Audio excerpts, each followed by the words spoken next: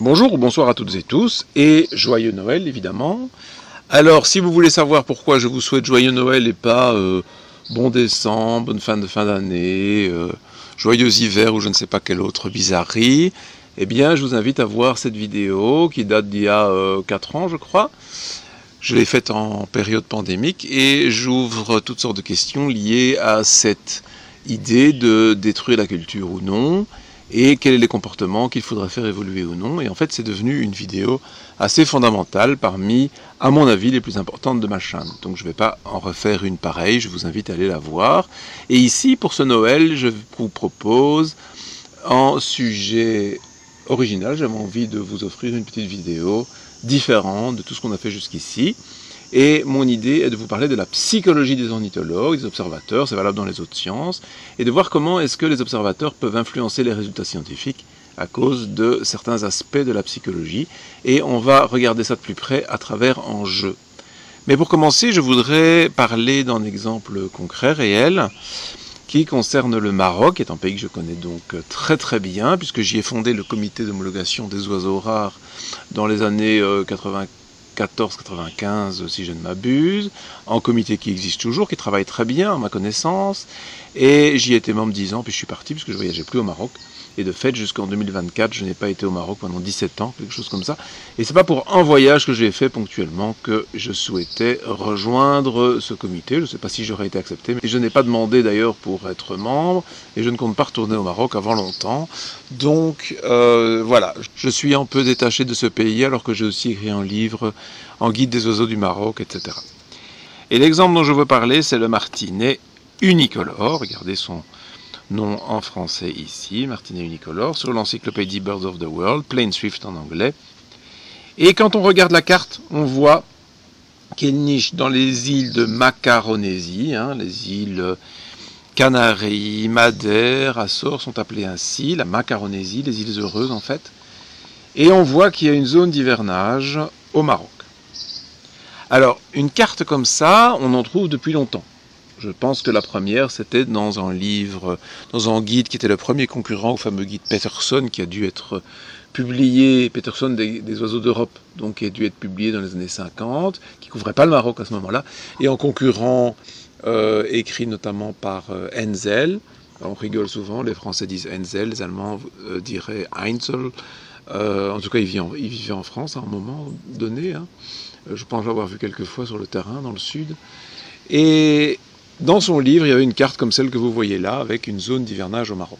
Et en réalité, cette zone d'hivernage a été basée sur une observation d'un ornithologue connu, j'ai en tête que c'était Tom Gulick, peu importe, et apparaissant comme possible sur les côtes marocaines, les ornithologues qui allaient en hiver au Maroc et voyaient des martinets disaient c'est les martinets unicolores, sans critère d'identification. Bah oui, il n'y a pas de martinets en hiver, ils sont sombres, donc c'est pas le martinet pâle. Alors, tous ceux qui ont cherché des martinets pâles savent que selon la lumière, ils peuvent paraître tout aussi sombres que les martinets noirs. Et en hiver au Maroc, il n'y a pas toujours tant de lumière que ça. Donc l'identification est douteuse. Et c'est pas parce qu'on est en hiver qu'il n'y a pas de martinets noirs ou pâles. Donc l'identification était basée sur des suppositions et non pas sur la réalité avec des critères solides. Et pourtant, cet oiseau apparaît sur les cartes de répartition.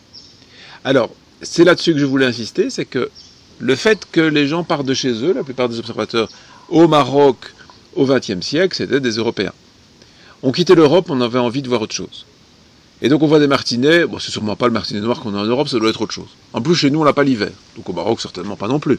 Et de fait c'est vrai que le martinet noir doit être très rare en hiver au Maroc, c'est pas la question.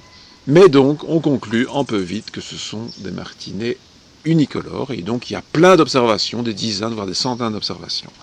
D'ailleurs, je vais faire l'expérience avec vous, je ne l'ai pas faite, c'est d'aller voir sur eBird, qui est un produit également de la même université, Cornell, qui fait Birds of the World, puisque j'ai Internet qui fonctionne, j'en profite, et on va voir un petit peu ce que ça dit au niveau des observations.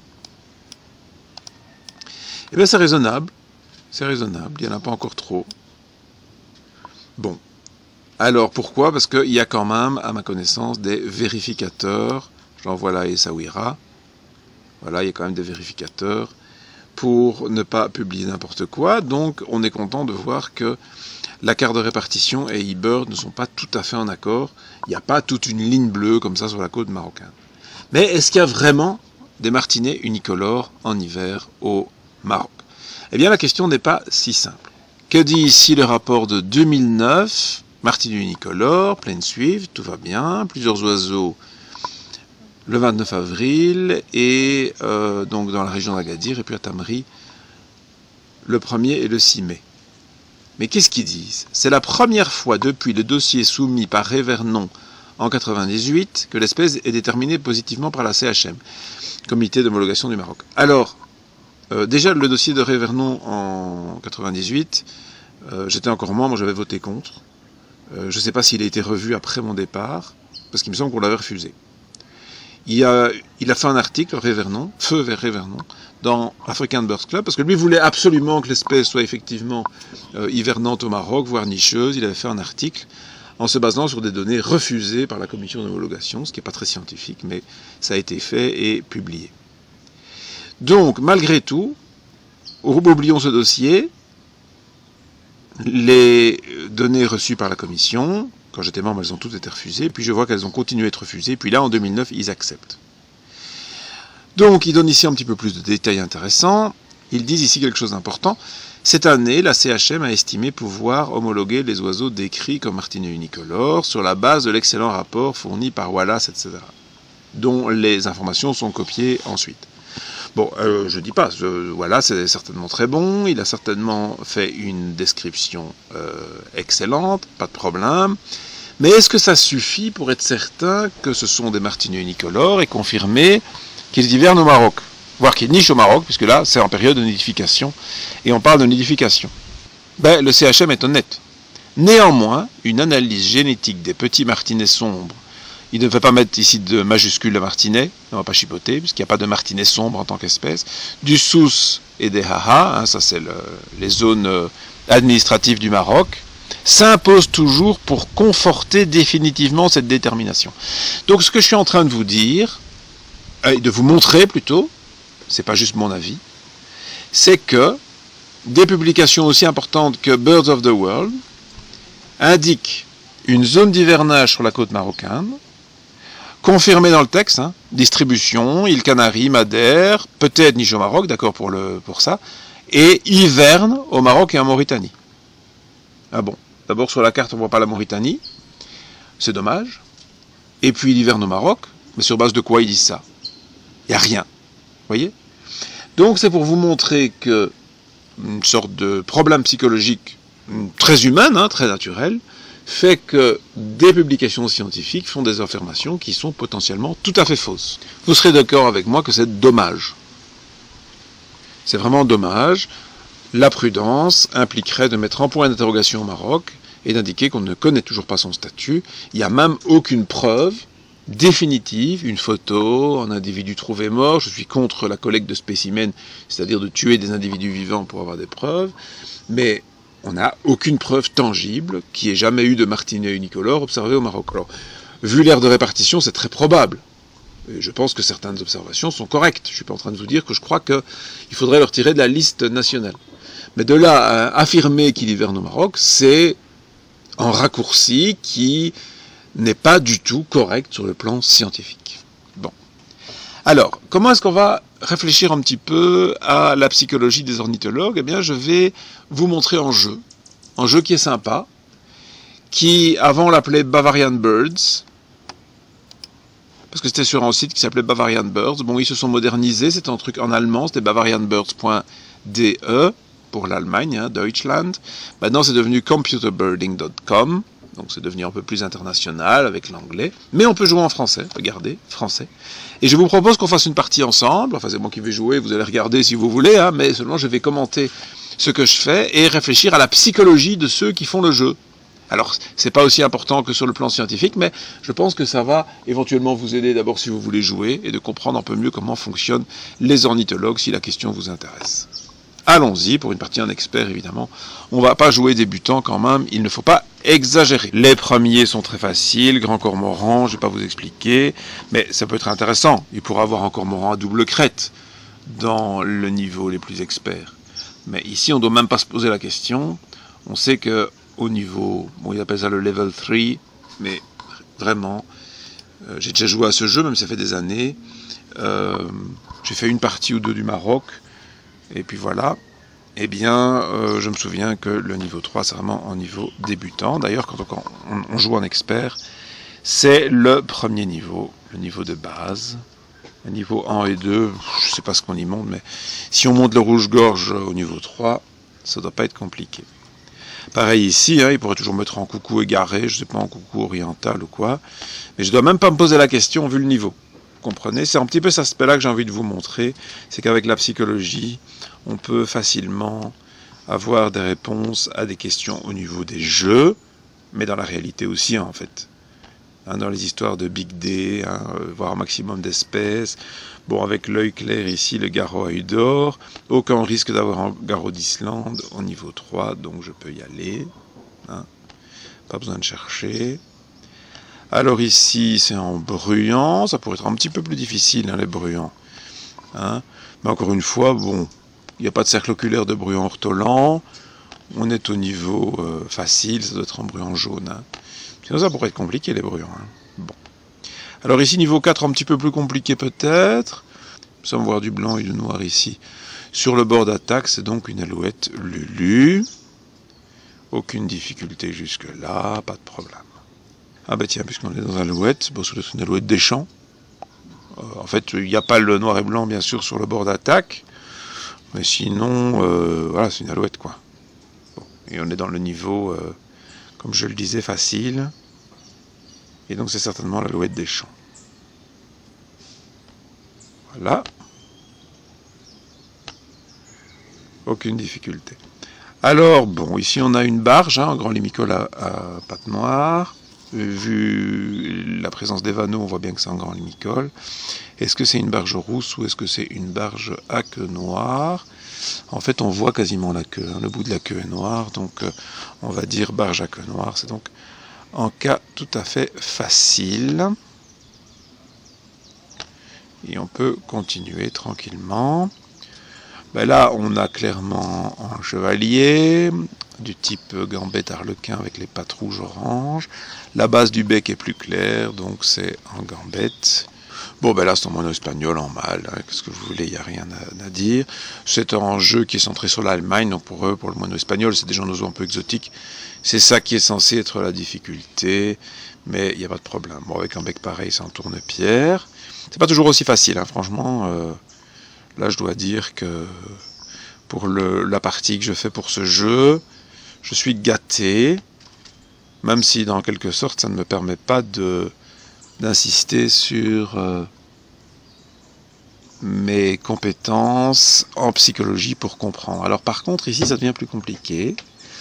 On voit en juvénile, hein, clairement, avec toutes ces petites taches blanches, notamment dans les grandes couvertures. Alors on pourrait faire croire en aigle, mais les tarses ne sont pas emplumés, donc c'est pas en aigle. La queue n'est pas plus longue que les ailes, donc c'est sûrement pas en Milan royal. Avec cette tête claire et un petit peu de noir autour des yeux, là c'est sûrement en Milan noir.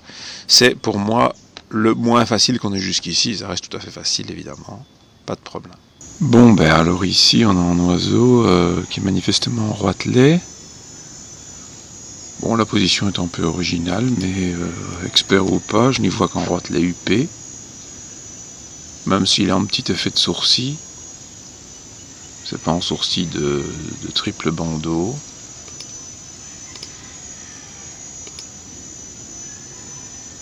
Alors ça c'est censé être difficile parce que c'est un oiseau non européen, c'est un cirli du désert.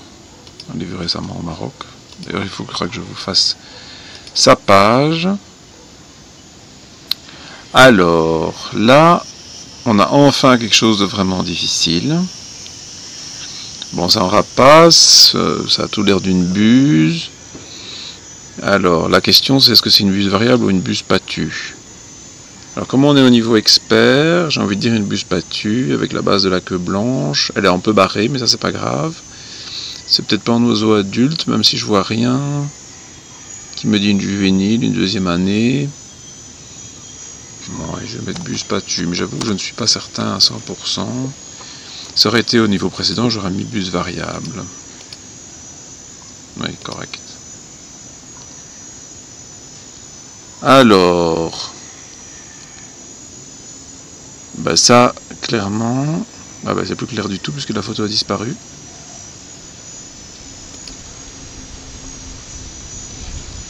Bon, je verrai comment je peux l'arranger à l'écran, en vidéo, puisqu'elle a apparu comme un moment. On dirait que c'est Internet qui bloque. À mon avis, c'était en Bécasso, Rousset ou roussâtre. Rousset est le nom européen. Ah ben maintenant il est là, voilà. Et pourquoi est-ce que je l'ai identifié? Surtout parce que c'est un oiseau rare et qu'on est au niveau expert. Mais ça fait un petit peu comme un petit peu combattant, avec un bec plus court, et puis on a quand même la couleur un peu beige, la taille à côté d'un Bécasso et d'un Gravelot. Encore une fois, c'est le niveau qui m'a mis sur la voie. Alors ça c'est en éder. Comment ça marche encore les éders? J'ai oublié, surtout qu'il y en a que j'ai pas vu. Par exemple l'éder de Stellaire, j'ai jamais vu ça moi. Ça a l'air de ressembler à un machin que j'ai en mémoire. Alors, il me dit pas assez, le niveau suivant est unfair, hein, vous comprenez. Injuste, mais ça donne pas très bien en français. Alors, voilà un des exemples typiques que je voulais vous montrer. C'est en pélican. Est-ce que vous connaissez les critères des pélicans? Peut-être pas. Mais étant donné qu'au niveau expert, c'est le plus rare des trois, le pélican gris qui vient d'Afrique. Et l'oiseau suivant est dans la même lignée, on voit une mouette. La tête est grise. Il n'y a pas de mouette à tête grise en Europe, sauf la rare mouette à tête grise, justement, qui vient d'Afrique ou d'Amérique du Sud. Mais enfin, celle d'Europe vient certainement d'Afrique. Donc j'ai une mouette à tête grise, et en fait, j'ai dû faire aucun effort d'identification. C'est juste parce que je sais que je suis un niveau expert. Alors, voyons cette vidéo.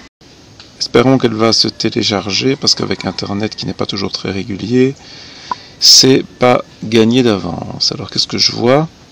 Je vois une pigrièche pâle dans le groupe des écorcheurs Isabelle. Il n'y a pas tellement de sourcils, peu en tout cas, pas une grosse tache comme chez la pigrièche du Turkestan. Je ne sais même pas si elle est prise en considération de toute façon. Et puis si c'est la même espèce, c'est encore plus facile, donc c'est la pigrièche Isabelle. Alors voilà enfin pour le dernier quelque chose qui a l'air un peu plus difficile. Un jeune goéland c'est toujours compliqué. Mais bon, d'une part, je vois que la queue est toute blanche, à part évidemment le bout noir, mais il n'y a pas de taches, de points.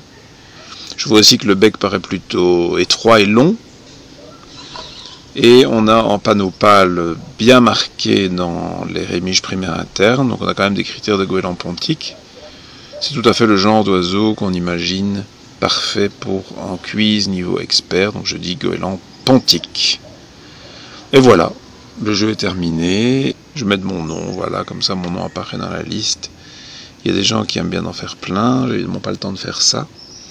Mais voilà, pour le réveillon de Noël, je me suis amusé en faisant ça et en le filmant, pour partager avec vous ces quelques idées sur donc, la psychologie des ornithologues.